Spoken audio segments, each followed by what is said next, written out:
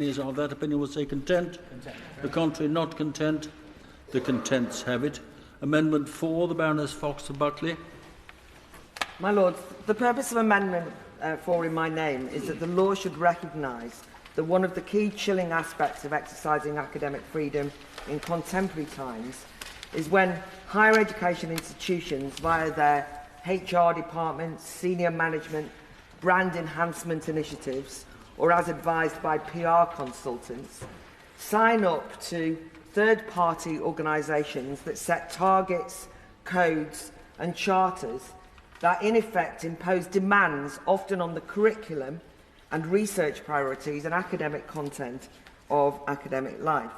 And those are not determined by the demands of the discipline or scholarship, but rather by fashionable external ideological diktat. And in these instances, academics need to know that the law protects them if they challenge and/or defy such demands. This, therefore, requires us recognising that academics can criticise their own institutions. But this is not about encouraging gratuitous criticism, but rather a defence of the autonomy of scholarship to define what is taught. Since we started deliberating this bill, many have expressed reservations about this legislation as a threat to institutional autonomy by government interference. However, universities cannot be effective self-governing communities if they use institutional management power to silence internal criticism of universities' governance.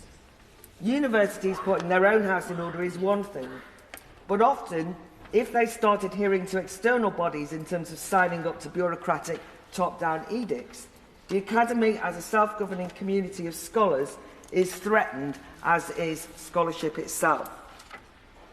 What happens when highly contentious ideology begins to influence teaching and research? When the pressure of consensus and being on the right side makes dissent more difficult than usual? That's my question.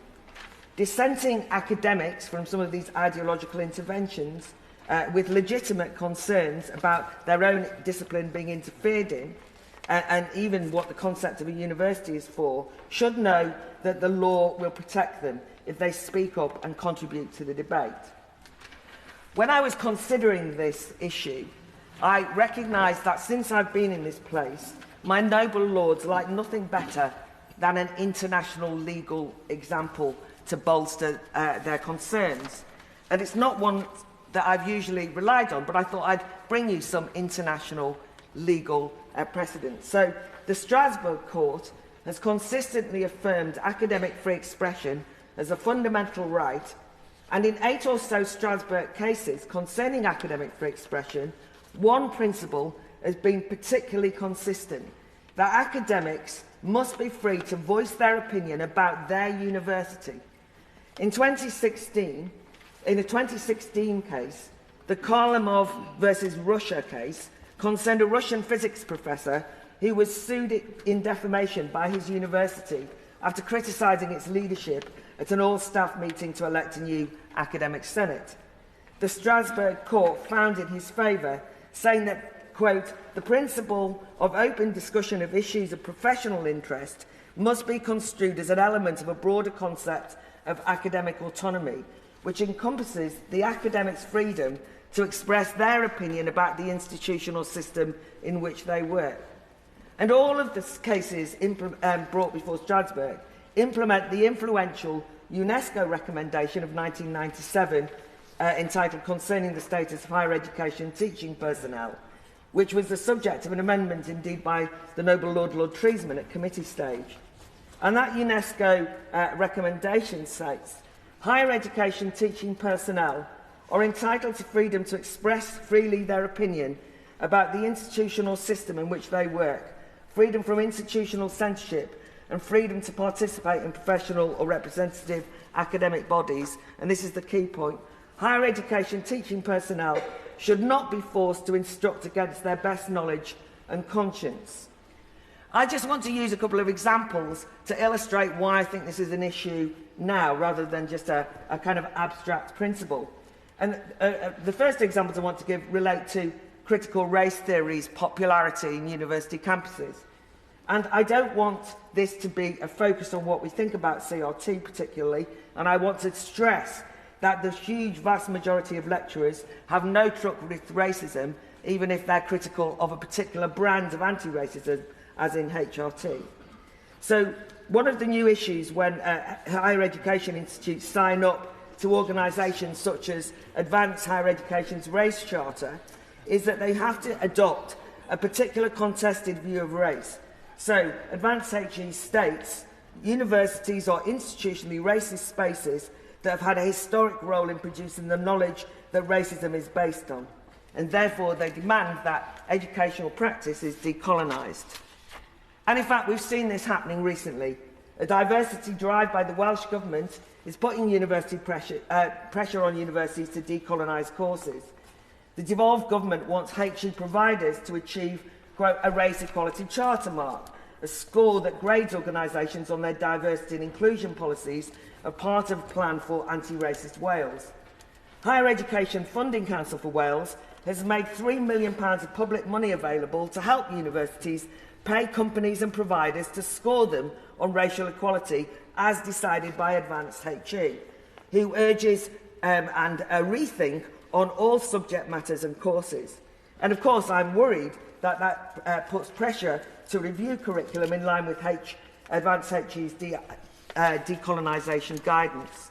Meanwhile, the Quality Assurance Agency for Higher Education, which advises universities and monitors the quality of courses, now uses CRT recommendations to say that we should decolonise 25 fields of study.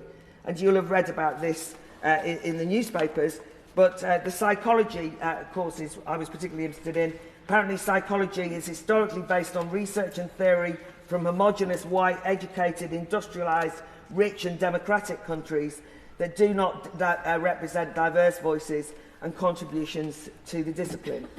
And some people I know who work in psychology who argued against this were promptly recommended that they go on an unconscious bias training scheme.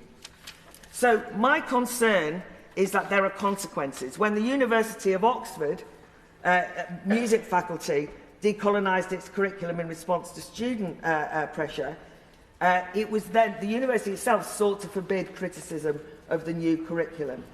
And I think that we have to, in this law, ensure that academics are free to speak up in this ideological hothouse atmosphere to say they disagree, according to their own expertise, their own conscience, if they want to say that, for example, decolonisation is misguided and malicious. And I wanted to just give one more example, which is about the Architects Registration Board, a statutory body that is mandated by the government to respond to legal and regulatory changes for architects to become architects. And it's perfectly right that they wanted to change the curriculum to fit in with fire safety regulation and building regulation that's been passed here. However, the Architects Registration Board got rather carried away with themselves and decided that they'd use the opportunity to tell all architecture departments any undergraduate, postgraduate or professional diploma must, for example, show the importance of advocating for sustainable or regenerative design solutions, the relationship between social sustainability, social justice, environmental sustainability, how to design, integrate and enhance natural habitats which encourage biodiversity, and so on and so forth. The point I'm making is you can't become an architect now unless you sign up to that. So architects who are trying to assert their academic freedom come up against these third-party bodies who say, no, this is the only way that your students will be allowed to graduate.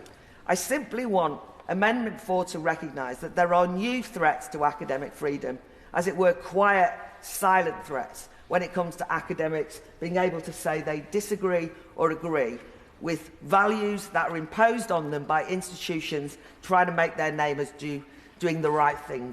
However well-intentioned, I'm afraid it's a real threat to freedom. I rise to... I therefore move my amendment.